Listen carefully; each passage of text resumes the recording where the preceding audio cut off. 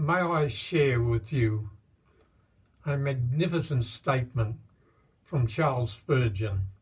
He said, "I'll give the Old Testament to the wisest man now living and say to him, go home and in your imagination construct an ideal figure who fulfills all that is foreshadowed in the Old Testament.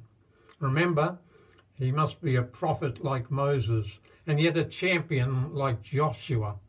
He must be a high priest like Aaron and Melchizedek. He must be a David and a Solomon. He must be a Jonah and a Noah, a Judah and a Joseph. Furthermore, he must be the lamb that was slain. He must be the turtle dove that is killed and the priests that killed him. He must be the altar, the showbread, the tabernacle, the whole thing. And to confuse him more, we tell this wise man the prophecies of the Old Testament that seem so contradictory. How could they be reconciled in one man, such as these? All men shall fall down before him in worship.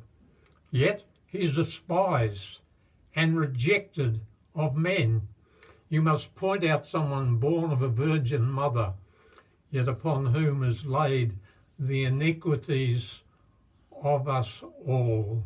He's a glorious one, a son of David, and yet a root out of a dry ground.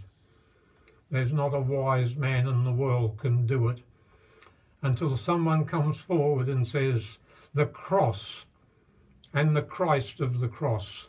Then whoever runs may read and a child may understand.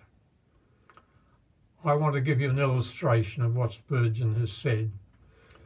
The last character in the Bible's book of Genesis is Joseph. There are about 100 parallels between the life of Joseph and the life of Jesus. Joseph was a good shepherd.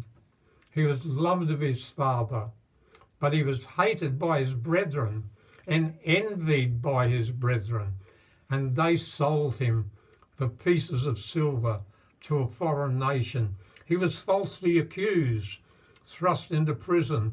His feet were wounded with fetters. In his trial, he's associated with two men, one of whom is saved and the other lost, like Christ on the cross. Ultimately, a famine comes in the land, and Joseph saves the world with the bread of life. I've given you only a few. The Bible is a picture book about Jesus, and if you will find him there, you will find salvation and eternal life. God bless you.